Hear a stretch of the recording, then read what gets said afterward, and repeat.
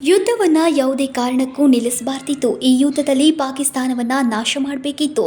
ಯಾರದು ಮಾತು ಕೇಳಿ ಯುದ್ಧ ನಿಲ್ಲಿಸಬಾರ್ದಿತ್ತು ಅಂತ ವಿಧಾನ ಪರಿಷತ್ ಸದಸ್ಯ ಬಸವರಾಜ ಹೊರಟ್ಟಿ ಬೆಳಗಾವಿಯಲ್ಲಿ ಸುದ್ದಿಗಾರರೊಂದಿಗೆ ಮಾತನಾಡಿದ್ರು.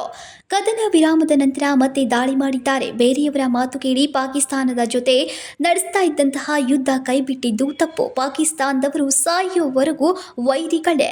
ಅವರು ಎಂದಿಗೂ ನಮಗೆ ಒಳ್ಳೆಯದನ್ನ ಮಾಡಲ್ಲ ಎಂದರು. ನನ್ನ ಒಂದು ಒಳ್ಳೆಯ ವೈಯಕ್ತಿಕ ಅಭಿಪ್ರಾಯದಲ್ಲಿ ಯುದ್ಧವನ್ನು ನಿಲ್ಲಿಸಬಾರ್ದಾಗಿತ್ತು ಭಾರತ. ಯಾಕಂದ್ರೆ ಈಗ ಅವ್ರನ್ನ ಒಂದು ಸರಿ ಮೆತ್ತಗೆ ಮಾಡಿದ್ರು, ಈಗ ಹೋಗಿಬಿಟ್ಟಿದ್ದ ಫೋರ್ಸ್ನಾಗ ಎಲ್ಲ ಮುಗಿದೋಗಿತ್ತು. ಅವರು ಯಾರ್ದೋ ಮಾತು ಕೇಳಿ ಯುದ್ಧ ನಿಲ್ಲಿಸಿದ್ದು ನನಗಂತೂ ನನ್ನ ವೈಯಕ್ತಿಕವಾದಂಥ ಸರಿಯಲ್ಲ. ಯಾಕಂದ್ರೆ ಅವ್ರು ಮತ್ತು ತಮ್ಮ ಇದ್ರ ಈಗ ನೋಡಿ ಯುದ್ಧ ಘೋಷಣೆ ಮಾಡ್ಯಾರ, ಮತ್ತು ನಿನ್ನೆಲ್ಲ ಫೈರಿಂಗ್ ಮಾಡ್ಯಾರ, ಎಲ್ಲ ಇದು ಮಾಡಿದ್ದಾರೆ. ಆಮೇಲೆ ಏನಾಗೈತೆ ಅಂದ್ರೆ ನಮ್ಮ ಬಾರ್ಡರ್ಗೆ ನಾನು ನೋಡೀನಿ, ಬಾರ್ಡರ್ಗೆ ಹಳ್ಳಿಗಳ್ದಾವ.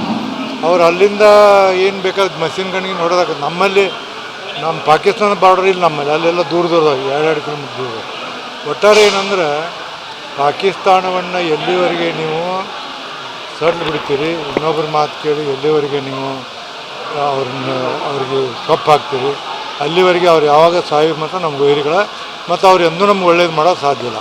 ಎದಕ್ಕೆ ಬೇಕಾಗಿದೆ ಏನು ನಮ್ಮ ದೇಶಕ್ಕೆ ಅವ್ರ್ಯಾರು ಹೇಳಾರ್ರಿ, ಅವ್ರ ಅವಶ್ಯಕತೆ ನಮಗಿಲ್ಲ. ಈಗ ನಾವು ಅಮೇರಿಕಾದಾಗ ಏನೇನು ಕೇಳ್ತಾನೆ ಟ್ರಂಪ್, ಇದು ಯಾಕೋ ಮೋದಿಯವರು ಎಲ್ಲದರಲ್ಲಿ ಅತ್ಯಂತ ಕಟುವಾದ ನಿರ್ಣಯವನ್ನು ತೊಗೊಂಡಿದ್ರು, ಗಟ್ಟಿಯಾದ ನಿರ್ಣಯ ತಗೊಂಡು ದೇಶಕ್ಕೊಂದು ಮಾದರಿಯಾದಂಥ ಕೆಲಸ ಮಾಡಿದ್ರು.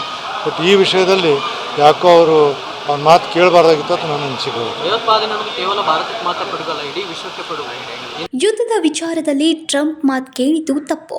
ಮೋದಿ ವಿರುದ್ಧ ಅಸಮಾಧಾನ ಹೊರಹಾಕಿದ ಸಭಾಪತಿ ಬಸವರಾಜ ಹೊರಟ್ಟಿ ಭಯೋತ್ಪಾದಕರ ವಿಚಾರದಲ್ಲಿ ಎಲ್ಲ ದೇಶಗಳು ಶೃಂಗಸಭೆಯನ್ನ ನಡೆಸಿ ಭಯೋತ್ಪಾದಕರನ್ನ ಸ್ವಚ್ಛಗೊಳಿಸಿ ನಾಶ ಮಾಡಬೇಕು ಎಂದರು.